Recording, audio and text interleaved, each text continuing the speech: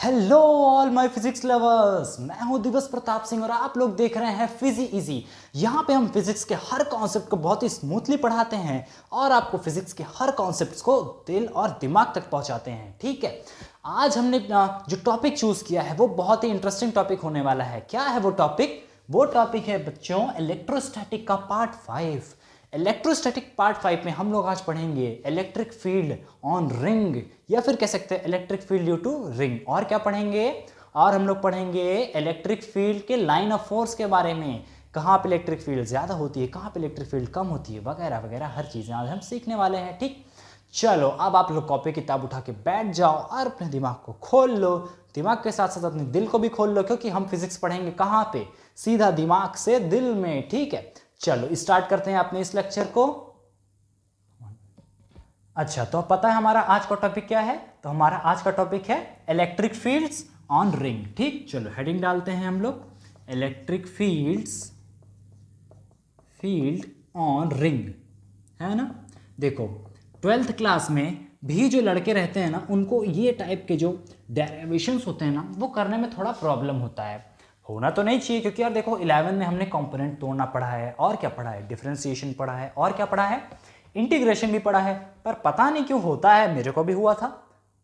मतलब मैं अगर ट्रू बोलूँ तो मेरे को भी हुआ था 12th में इसका डेरिवेशन करने में। पर धीरे धीरे क्या किया अपन ने, सीखा समझा, हर चैलेंजेस को पार किया। फिर क्या आया, ये एक फॉर्मूला आता है डेराइव करने में, बहुत प्यारा फॉर्मूला है। और यही फॉर्मूला ना आपको बहुत सी जगहों पे मिलने वाला है। तो इस फॉर्मूले को बिल्कुल भी क्या नहीं लेना है, हल्के में नहीं लेना है। ठीक, तो हम क्या कंसीडर करेंगे? सबसे पहले एक रिंग। ठीक, चलो ये अपन ने बनाया एक रिंग। ठीक, ये हो गई एक रिंग। इसका मतलब क्या है? Electric field on ring. इसने कहता है कि एक रिंग है जिसके पास क्या है, पूरे के पूरे चार्ज भरे हुए हैं। जैसे इसके रिंग पे पूरा देखो, ये point point point point point point पूरे पॉइंट इस पे क्या भर रखे हैं? चार्ज भर रखे हैं। ठीक, ये कहता है अगर एक रिंग लेते हैं हम, उसके पॉइंट्स पे पूरे चार्ज भरे हुए हैं, तो बताना है कुछ डिस्टेंस x पे इसका electric field, net electric field क्या आएगा। ठीक, चलो वहीं पे हम स्टार्ट करेंगे। ये है अपन के चार्जेस। ये कहता है कि इसके सेंटर से x दूरी पे, ये है x दूरी पे क्या है? एक पॉइंट है r। मानते हो? इस पॉइंट को हम कुछ और मानते हैं p, क्योंकि r हम लोग ना रेडियस में ले लेंगे। ठीक, चलो ये पॉइंट हो गया p। ठीक, ये कितनी दूरी है इस पॉइंट की p से, इस रेडियस से? x दूरी है। ठीक, और इसकी रेडियस क्या हो गई? देखो इसकी रेडियस थी r, स्मॉल r। और इस पॉइंट से इस p की दूरी कितनी हो जाएगी? ये देखो देखो, कोशिश करूंगा स्ट्रेट बन जाए, बन गया ना। चलो ये पॉइंट हमने माना q। अच्छा, q से p की दूरी कितनी? ये हो जाएगी, हम मान लेते हैं, अगर मैं इसको a कर दूं ना तो काफी सिंपली ये एनसीईआरटी से मैच हो जाएगा ना। चलो ये हो गया r, ये हो गया x, ये हो गया a। अच्छा, अब हम पता है किसका इलेक्ट्रिक फील्ड निकालेंगे? हमको तो देखो निकालना तो पूरे का था। ठीक, पर हम पूरे का निकालने के लिए क्या करेंगे? एक स्मॉल एलिमेंट, इतने का, इस छोटू से पार्ट का इलेक्ट्रिक फील्ड निकाल सकते हैं कि नहीं? किससे निकाल सकते हैं? अपने फॉर्मूला से, प्यारे से फॉर्मूला से। यानी कि हम इस छोटे से एलिमेंट का अगर हम यहाँ पे इलेक्ट्रिक फील्ड निकाल लें तो हम क्या कर सकते हैं? फिर इस छोटू को हर जगह इंटीग्रेट, समझ रहे हो ना? इसी छोटे से पार्टिकल को अगर हम यहाँ पे निकाल लेते हैं कितनी इलेक्ट्रिक फील्ड आ रही है इस छोटू से चीज की, तो क्या हम पूरे को इंटीग्रेट कर सकते हैं? उसमें क्या आ जाएगा? पूरे के पूरे की इलेक्ट्रिक फील्ड कहाँ पे? पी पॉइंट पे। ठीक, तो जैसा मैंने बोला वैसे हम करेंगे। इस छोटे से की इलेक्ट्रिक फील्ड क्या होगी? डी ई, पढ़ा है ना कि क्या होती है डिफरेंशिएशन के समय में, छोटे से, एकदम छोटे से लेते हैं तो ये डी ई हो जाएगा। और यहाँ का चार्ज अगर टोटल क्यू था, तो इस छोटू से चीज का चार्ज क्या? इस छोटू से चार्ज का हो जाएगा डी क्यू ना। और हमने क्या पढ़ा अपना formula? E is equals to के क्यू बाई आर स्क्वायर। तो डी क्यू लिख सकते हैं अपन, तो डी क्यू लिखेंगे और क्या लिखेंगे? यहाँ पे के कांस्टेंट लगाएंगे और क्या करेंगे? x का स्क्वायर।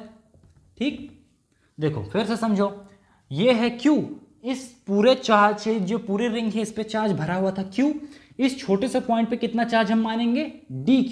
क्यों dq? क्योंकि dq इनफाइनाइटेसिमल अमाउंट का चार्ज है। ठीक, और ये de क्या है? बहुत बहुत बहुत छोटा चार्ज, इलेक्ट्रिक फील्ड ना। तो ये बहुत छोटी इलेक्ट्रिक फील्ड बहुत छोटे से चार्ज के वजह से, कितनी दूरी पे? x दूरी पे। ठीक, यहाँ से इसकी दूरी x थी ना, तो x स्क्वायर। चलो हमको ये मिल गया फर्स्ट, ठीक, ये तो मिल गया। अब देखो दिमाग को, दिल को, हर चीज को खोल के बैठो। यहां पे जो होगा ना वो बहुत इंटरेस्टिंग है। इस टाइप के सवाल में मैंने बोला कि ये इलेक्ट्रिक फील्ड किस डायरेक्शन में आ रहा है, ये दिख रहा है इस डायरेक्शन में आ रहा है। तब आप कहो कि सर तो नीचे से भी इस डायरेक्शन में आना चाहिए। देखो मैंने बना दिया, ये इस डायरेक्शन में आना चाहिए। अच्छा अब हम इसका क्या तोड़ेंगे, इसका दो कंपोनेंट तोड़ो। एक कंपोनेंट किस तरफ जाएगा, देखो पहले हम इसको एक्सटेंड करते हैं। अच्छा इस वाली लाइन का दो कंपोनेंट कौन सा होगा, एक तो होगा ये वाला सामने वाला, और एक कौन सा, ये नीचे वाला। ठीक, समझ गए। इस वाले लाइन का अपन दो कंपोनेंट तोड़ेंगे, एक कंपोनेंट ऊपर वाला और एक कंपोनेंट देखो इसी के साथ ये नीचे वाला। यानी कि क्या ये कंपोनेंट और ये कंपोनेंट एक दूसरे को कैंसिल आउट करेंगे कि नहीं। रिजल्टेंट में ये कंपोनेंट और ये कंपोनेंट आपस को कैंसिल आउट करके एफ नेट क्या बनाएंगे, यहाँ पे ई नेट 0, और हमारे पास जो कंपोनेंट बचेगा वो कौन सा है, ये वाला। यानी कि हम बोल सकते हैं ना कि इस रिंग में जो भी इलेक्ट्रिक फील्ड प्रोड्यूस हो रही होगी वो सामने की तरफ प्रोड्यूस होगी। किस तरफ, इस तरफ। ऊपर और नीचे के सारे कंपोनेंट्स आपस में कैंसल आउट होंगे। ठीक, यही जो है इसका मेन पॉइंट था समझना। ठीक है, तो अगर ये एंगल कितना है, अगर हम ये एंगल थीटा मानते हैं, ठीक, तो ये सामने वाला एंगल क्या हो जाएगा, थीटा हो जाएगा, है ना, ये हो जाएगा थीटा। अगर मैंने बोला कि ये वाला इस डायरेक्शन में इलेक्ट्रिक फील्ड, अगर हम ये डी लिए हैं, कितनी थी, डी थी कि नहीं भाई, यहां से यहां तक इलेक्ट्रिक फील्ड ये वाली कितनी हम निकाल रहे थे, डी। तो अगर ये डी है तो ये वाला कितना होगा, बताओ, आपने पढ़ा है कंपोनेंट निकालना। देखो यार ये हो जाएगा डी कॉस थीटा, बोलो हाँ कि ना। हाँ, ये डी था तो ये कितना, डी कॉस थीटा, क्योंकि हम पढ़ते हैं क्या, अगर इस तरीके से कोई एंगल जुड़ा हुआ है और यहाँ पे कोई क्वांटिटी आर है तो ये क्वांटिटी कितनी होती है, आर कॉस थीटा नहीं होती, होती है ना। उसी तरीके से ये कितना हो जाएगा, डी ई कॉस थीटा। यानी कि हमको जो इंटीग्रेट करना है वो न ही डी को करना है, नहीं डी को नहीं करना है, हमको किसको करना है, हमको करना है डी ई कॉस थीटा को। क्यों, क्योंकि हमारे पास जो नेट इलेक्ट्रिक फील्ड आएगी वो किसकी वजह से आ रही है, इस कॉस थीटा वाले, इसकी वजह से आ रही है। ठीक, तो यही इसको समझना मेन था कि ऊपर और नीचे के कैंसल आउट होंगे और सामने की तरफ बचेगा। चलो हम इस तरफ करते हैं, हमको कौन सा निकालना रहेगा, डी कॉस थीटा का। ठीक, चलो अब हम अपना फॉर्मूला लिखते हैं, D E is equal to क्या है, K into D Q divided by X square. ठीक, समझ गए। अभी देखो डी ई कॉस थीटा, यानी हमको यहाँ पे कॉस थीटा क्या है, मल्टीप्लाई करना है। अच्छा कॉस थीटा, अगर ये थीटा है तो ये भी थीटा होगा कि नहीं, बिल्कुल होगा, वर्टिकली अपोजिट एंगल है। ठीक है, अगर ये थीटा है तो ये भी थीटा है, तो इस थीटा के लिए कॉस थीटा की वैल्यू क्या होगी, इस थीटा के लिए कॉस थीटा की वैल्यू क्या होगी, देखो कॉस थीटा मतलब क्या, परपेंडिकुलर, नहीं सॉरी, बेस अपॉन हाइपोटेनियस। ठीक, तो इसके लिए बेस कौन सा, ए वाला, यानी ए, हाइपोटेनियस कौन सा, ये एक्स वाला, यानी कि ये एक्स। ठीक, ए बाई एक्स, यानी हम इस कॉस थीटा की जगह क्या ए बाई एक्स को लिख सकते हैं, यार बिल्कुल लिख सकते हैं। यानी यहां पे हम लिख देंगे ए बाई एक्स, बिल्कुल एकदम साफ है बात, कोई यहां पे दिक्कत नहीं। अच्छा यहां पे हमको क्या दिख रहा है, एक्स का क्यूब दिख रहा है ना, यानी कि ये अब हम जब इंटीग्रेशन का साइन लगाएंगे तो क्या हो जाना चाहिए, यहाँ पे इंटीग्रेशन का हम साइन लगाते ही क्या बताएंगे कि ये देखो भैया हमारा ई हो जाएगा, और क्या, is equals to K into D Q. D Q का इंटीग्रेशन क्या, देखो स्मॉल में इधर बताता हूं, डी क्यू का इंटीग्रेशन क्या आएगा, क्यू नहीं आएगा यार, हम D Q D Q D Q D Q हर जगह D Q D Q D Q जोड़ेंगे तो क्या बन जाएगा, ये पूरा का पूरा क्यू बन जाएगा। ठीक, तो डी क्यू का इंटीग्रेशन हो जाएगा क्यू, तो हम यहां लिखेंगे q into A by x का क्यूब। ठीक, x का क्यूब हो गया। अच्छा अब मेरे को आप बताओ कि ये x क्या है, देखो हमको जो आंसर लाना था वो r और a के टर्म में लाना था, तो अब हम इस x को r और a के टर्म में क्या लिख सकते हैं, बहुत स्मार्ट हो आप लोग, बता ही लोगे, क्या लिख सकते हैं, अंडर रूट में r प्लस a लिख देंगे कि नहीं, ये बताओ लिखेंगे कि नहीं। हाइपोटेनियस क्या होता है, बेस का स्क्वायर प्लस साइड का स्क्वायर, तो हमने ये लिख दिया R square plus A square. तो क्या हम यहां पे अब लिख सकते हैं, देखो यहां पे क्या हो जाएगा, ये था अपन के पास x का होल स्क्वायर। ठीक, x की वैल्यू क्या है ये, और ये था यहाँ पे x एक मल्टीप्लाई हुआ, x क्या हो गया, क्यूब हो गया। अगर जिसको ये नहीं समझ में आ रहा है वो इसको शॉर्ट टर्म में करके समझो, कैसे, हम इस स्टेप को अभी हटाते हैं। ठीक, चलो हम यहां से स्टार्ट करेंगे, ई डी का इंटीग्रेशन टोटल ई, के की जगह अपन ने लिखा क्यू और इस डी क्यू की जगह लिखा क्यू। ठीक, इन टू लगाया ए, अपॉन लिखते हैं एक्स स्क्वायर क्या हो जाएगा, इसका स्क्वायर, क्या लिखोगे, R square plus A square, बोलो हाँ कि ना, लिख देंगे ये, ठीक। चलो इनटू क्या लिख सकते हैं, एक्स, एक्स क्या है ये वाला, यानी R square plus A square क्या, हाफ, समझ में आ रहा है, हाफ। अब इसको और इसको ऐड नहीं कर सकते, ये क्या है पावर यहाँ पे 1, ये है हाफ, यानी हमारा आंसर जो आएगा, देखो इधर दिखाता हूं आंसर क्या आएगा ना, देखो हमारा जो आंसर आएगा वो आ जाएगा E is equals to K into Q into A divided by R square plus A square, 1 plus half, 1 plus half क्या होता है 3/2, ठीक। तो ये हो जाएगा R square plus A square bracket में 3/2। यार देखो यही तो आपका आंसर है, देखा कितना सिंपली आ गया।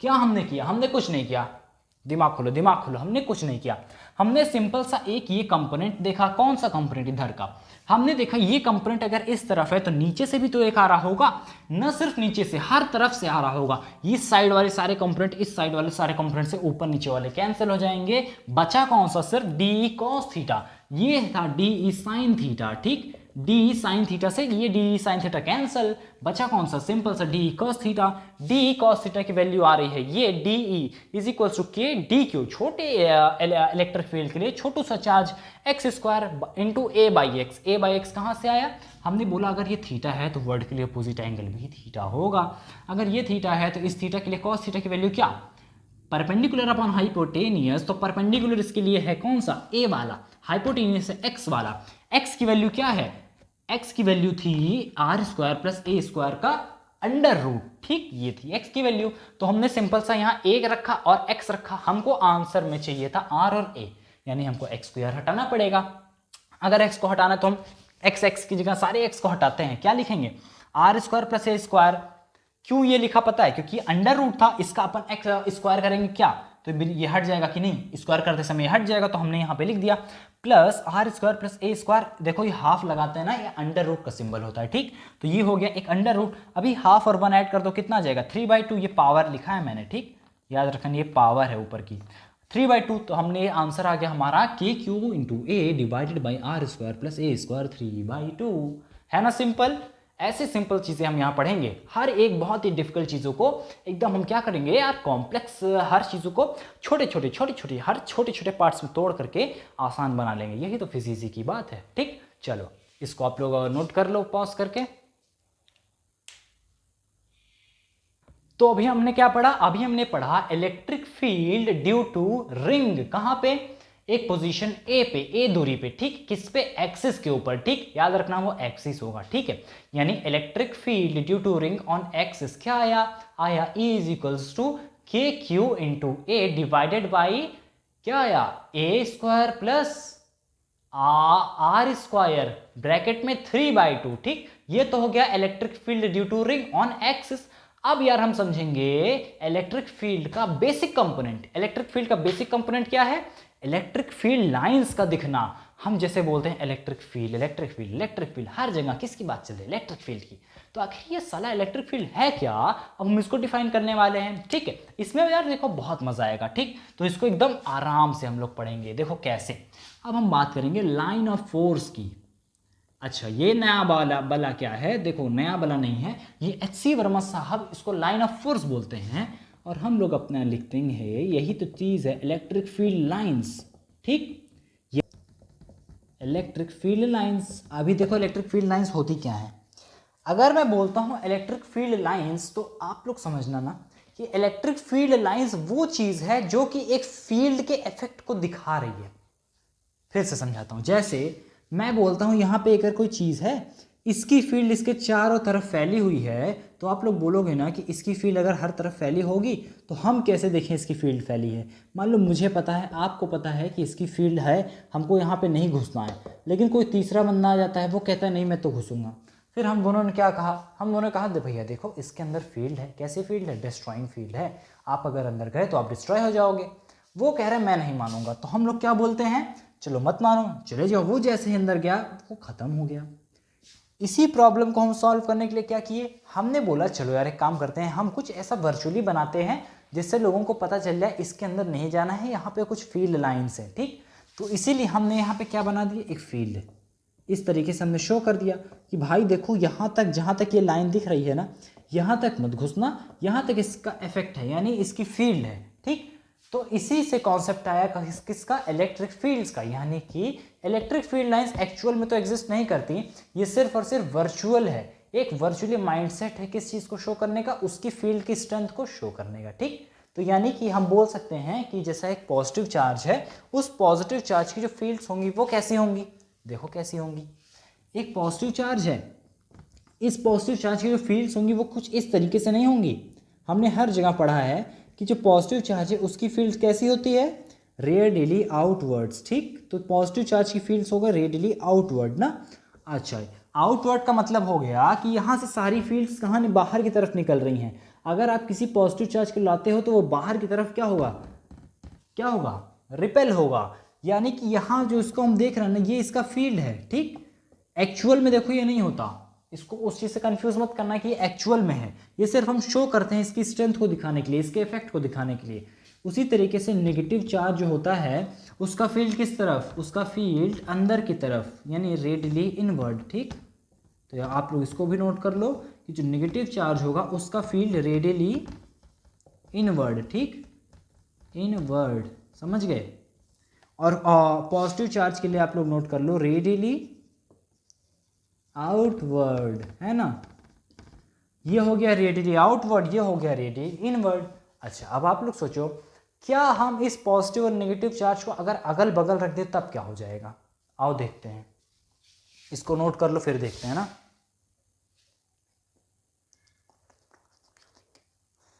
श्यामा आन बसो वृंदावन में,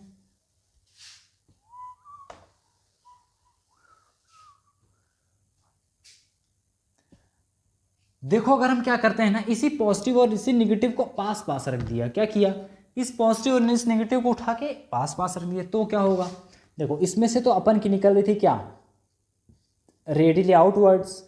देखो जैसे ये रेडियली आउटवर्ड्स इस तरफ निकली ना, ये नेगेटिव क्या कर रहा है, रेडियली इनवर्ड्स अपने अंदर हर फील्ड को ले रहा है।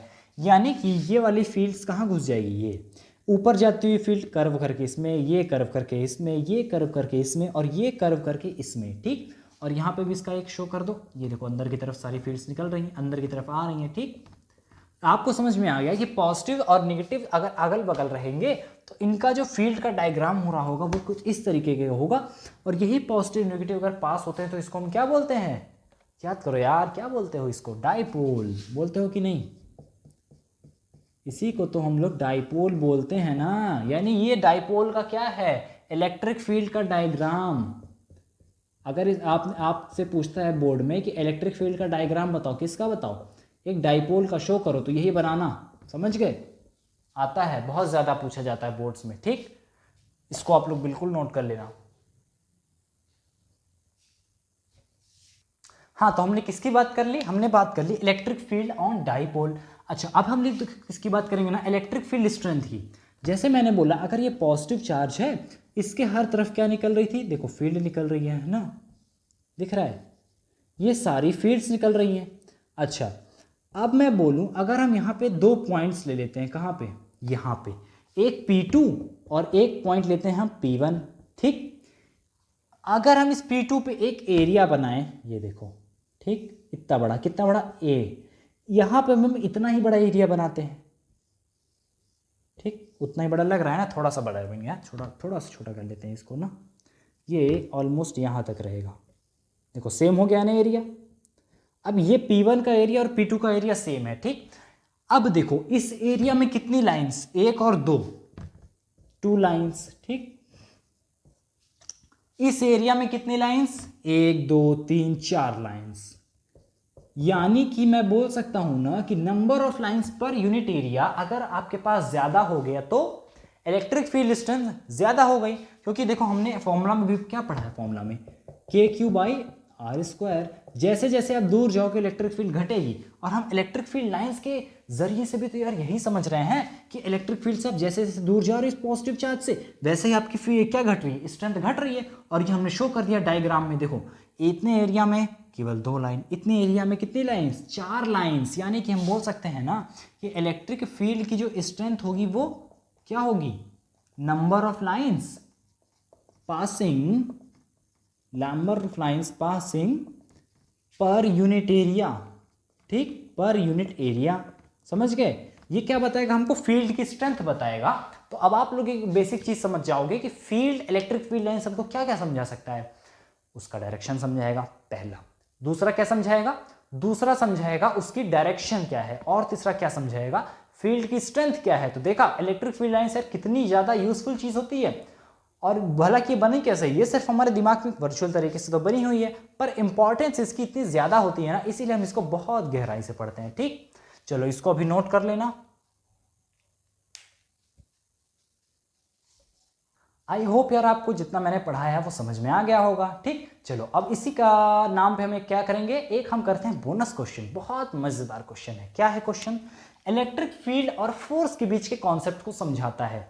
अभी मैंने आपको परसों की क्लास में क्या पढ़ाया कि फोर्स बराबर क्या था, Q इंटू ई। ठीक, आई होप आप लोगों ने पढ़ा होगा। चार्ज इंटू इलेक्ट्रिक फील्ड क्या बताता है, फोर्स बताता है। इसी से रिलेटेड एक क्वेश्चन देखते हैं। सपोज करो ये क्या था, एक स्प्रिंग था, ठीक, और ये क्वेश्चन कहाँ का है पता है आपको, बता देता हूं जिससे इंटरेस्ट बढ़ जाए। HC वर्मा में एक क्वेश्चन दिया हुआ है कि एक स्प्रिंग है, इस मास m से जुड़ रखा है। ये कितना है, मास m है।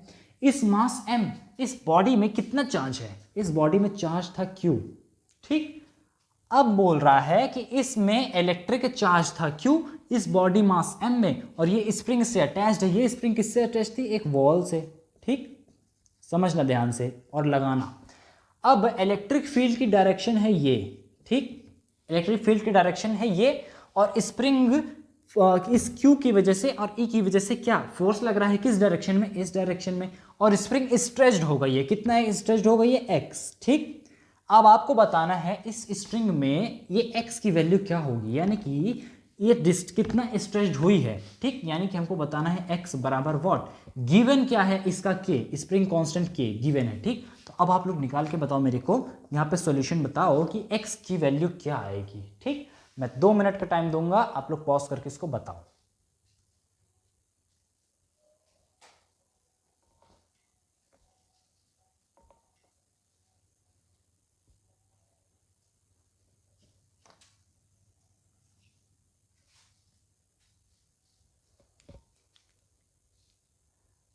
अच्छा, मैंने आई होप आप लोगों ने कर लिया होगा।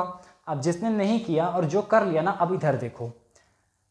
सबसे पहले आपने क्या पढ़ा, फोर्स क्या होता है, Q इंटू ई। यानी कि यार देखो, अगर इलेक्ट्रिक फील्ड इस तरफ है और फोर्स भी इसी तरफ लग रहा है, यानी कि ये Q चार्ज कैसा है, पॉजिटिव। समझ गए, नहीं समझ में आया, इधर देखो। मैंने बोला अगर इलेक्ट्रिक फील्ड की डायरेक्शन ये है, तो क्या हम यहाँ पे पॉजिटिव पॉजिटिव बना सकते हैं कि नहीं, पॉजिटिव से भाई इलेक्ट्रिक फील्ड निकलती है, और यहाँ पे नेगेटिव बना सकते हैं कि नहीं। अगर कोई चीज फोर्स भी इस तरफ लग रही है किसी पार्टिकल पे, सपोज करो कि कोई पार्टिकल था, चार्ज था, इस पे फोर्स इस तरफ लग रहा है, तो यार देखो अगर हम इस पार्टिकल को यहां रखें और फोर्स इस तरफ लगे, यानी वो कैसा हो गया, पार्टिकल पॉजिटिव हो गया ना, तभी तो ये खींचेगा, ये ढकेलेगा। फोर्स कैसा लगेगा, इस तरफ। यानी हम यहां पे समझ गए कि ये क्यू चार्ज कैसा है, पॉजिटिव चार्ज है। अच्छा, फोर्स कितना लग रहा होगा, क्यू इंटू ई। तो फोर्स निकाल लो, फोर्स क्या लग रहा होगा, क्यू इंटू ई। ठीक, चलो ये तो अपना पहला इक्वेशन बना, किसकी वजह से, फोर्स की वजह से, Q और E की वजह से। दूसरा फोर्स का इक्वेशन किसकी वजह से बनेगा, इस x की वजह से। हम लोगों ने मैकेनिक्स में पढ़ा है कि जो स्प्रिंग पे फोर्स लगता है वो क्या लगता है, kx, है कि नहीं, ये लगता है।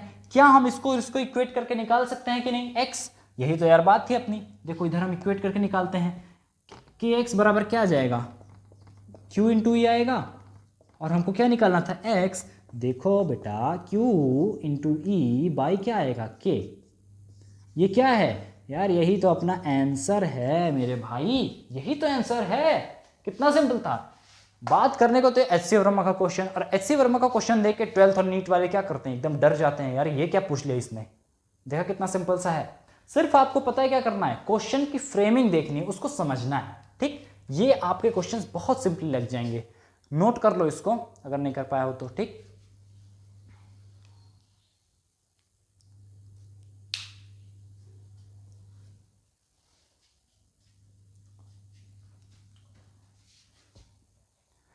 One two three. देखो यार पता है, फिजिक्स में एक चीज होती है, पता है क्या? जब आपका फिजिक्स का कोई सामने क्वेश्चन फंसता है ना, सबसे बड़ी दो चीजें होती है। पहला, जब हम लोग क्वेश्चन को देखते हैं यूं करके, हम लोग देखते हैं सीधा क्वेश्चन देखा, उस पर लगातार सॉल्व करना स्टार्ट कर देते हैं। यही सबसे बड़ी गलती होती है किसकी? स्टूडेंट्स की। ठीक, तो आज से अभी से फिजिक्स का अगर कोई क्वेश्चन सामने आता है तो उसको आंख बंद करके, मतलब पढ़ के क्वेश्चन को एकदम ध्यान से देखो वो कह क्या रहा है। जैसे इस केस में क्या कह रहा था कि इसके ऊपर फोर्स किस डायरेक्शन में लग रहा है? इस डायरेक्शन में लग रहा है। एक्स क्या है? एक्स को थोड़ा सा खींचा, एक्स की वजह से क्या फोर्स लगा? के एक्स लगा। तो मेरा कहने का मतलब है कि फिजिक्स में हर एक क्वेश्चन को आप इमेजिन किया करो। फिजिक्स का पहला रूल क्या है? इमेजिनेशन। क्या है पहला रूल? इमेजिनेशन करना। ठीक, तो फिजिक्स में अगर कोई क्वेश्चन आपके सामने आता है तो क्या किया करो, आप उसको एक एक लाइन पढ़ो और फिर देखो क्या कहने की कोशिश कर रहा है। अब जो कहने की वो कोशिश करेगा ना, उसको सबसे पहले आप इमेजिन करना अपने वर्चुअल वर्ल्ड में। जैसे इस क्वेश्चन में क्या कहा था कि एक बॉडी है जिसका पास कितना क्यू था? चार्ज क्यू था। इसके ऊपर फोर्स लग रहा था किसकी वजह से? ई की वजह से। अच्छा, मैंने मान लिया ई की वजह से फोर्स इस तरफ लग रहा है। अपने दिमाग में घुमा रहा हूं ये सब चीजें, ठीक, कि ई की वजह से फोर्स किस तरफ लग रहा है? इस तरफ लग रहा है। अच्छा, स्प्रिंग तन रहा है, ये सब मेरे माइंड में चल रहा है। स्प्रिंग तन रहा है, स्प्रिंग तन रहा है, तो के अगर उसका कांस्टेंट है, सपोज करो स्प्रिंग एक्स तन रहा है, यानी स्प्रिंग फोर्स कितना लग रहा होगा? F इज टू के एक्स लग रहा होगा। अब मुझे पता चल गया कि चार्ज की वजह से क्यू ई फोर्स था, स्प्रिंग की वजह से कितना फोर्स था? के एक्स फोर्स था। क्या हम दोनों को इक्वल करके नहीं निकाल लेंगे एक्स की वैल्यू? यार यही तो सोचना रहता है फिजिक्स में। आपको बहुत ज्यादा बड़ी चीज नहीं होती फिजिक्स, या फिर आप कह लो बहुत कॉम्प्लेक्स हो जा रहा है सर, नहीं हो पा रहा है मेरे से, ये सब बातें निकाल दो अपने दिमाग से। कोई भी क्वेश्चन आए सीधा उस पर लपट मत पड़ो। करने के लिए सबसे पहले क्या करो, उस क्वेश्चन को पढ़ो। पढ़ने के बाद क्या करो, हर एक चीज, अगर किसी मास की बात किया है, अगर पुली की बात किया है, अगर किसी आदमी की बात किया है, वो क्या कर रहा है, हर एक चीज को अपने वर्चुअल माइंड में खुद सोच के देखो एक्चुअल वर्ल्ड में वो क्या कर रहा होगा। जैसे कोई क्वेश्चन आ जाए, कोई पुली को आदमी खींच रहा है तो एक्सेलरेशन बताओ, तो आपको क्या करना चाहिए? सबसे पहला काम, आप अपने दिमाग में एक आदमी को देखो जो कि पुली को खींच रहा है और मास एम ऊपर उठ रहा है। ठीक, उससे आप क्या बता सकते हो? बेसिक क्या होगा उस चीज का, यानी कि उस एक्चुअल वर्ल्ड में वो कैसा बिहेव करेगा। फिर आप उस क्वेश्चन को जब लगाने जाओगे ना, यकीन मानो चुटकियों में वो क्वेश्चन हो जाएगा। और ये मैं बात ऐसे नहीं कह रहा हूं, ये सोच रहे हो यार ये तो मेरी एज के लग रहे हैं, कम वो है, अरे ये नहीं बोलना था, वो हटा के, ये हटा देंगे यहाँ से कट करके। 1 2 3। और पता है मैं जो बात बोल रहा हूं ना, ये सिर्फ मैं ऐसे हवा में नहीं बोल रहा हूं, ये मैंने खुद एक्सपीरियंस किया अपनी 4 साल की फिजिक्स में। ये जो मैं आपको पढ़ा रहा हूं, ये मैंने 4 साल खुद पढ़ा है और ये खुद एक्सपीरियंस करके यार मैं बोल रहा हूं। तो आप लोग प्लीज इस चीज को एक बार करके देखना, और ना रिजल्ट पाओ तो फिर कहना। ठीक,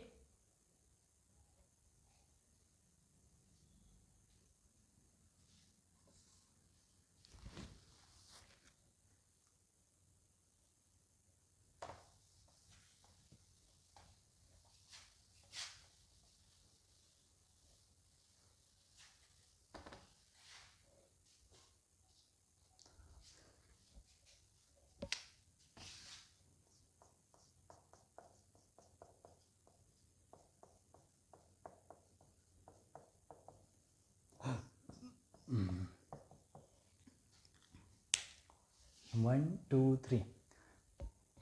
ओके यार, तो आज के लिए हम लोग ना इतना ही करते हैं। अगले दिन हम लोग क्या पढ़ेंगे? हम लोग कल पढ़ने वाले हैं electric potential and potential energy. ये थोड़ा बड़ा टॉपिक हो जाता है, इसके लिए मुझे 2 दिन चाहिए होंगे। ठीक, इसीलिए हम लोग इसको फ्रेश माइंड से, एकदम फ्रेश हार्ट से क्या स्टार्ट करेंगे? Electric field, electric potential and potential energy का कॉन्सेप्ट। ठीक, तब तक के लिए आपको क्या करना है? तब तक के लिए जो पिछला आपने पढ़ा है उसको रिवाइज कर लो, और जो मैंने आज पढ़ाया है थोड़ा आराम करते हैं, और फिर क्या उसको वापस से देख के पढ़ते हैं। ठीक, चलो तब तक के लिए क्या करते हैं? Goodbye. और वापस से एक बार कहूंगा कि फिजिक्स के साथ क्या करो? Fall in love with physics. ठीक, फिजिक्स को बिल्कुल भी क्या नहीं लेना है? हार्ड नहीं लेना है, बिल्कुल हर्ट में लेना है। हार्ड नहीं लेना है, हर्ट में लेना है। इसी के साथ आपको करते हैं goodbye and take care. Thank you.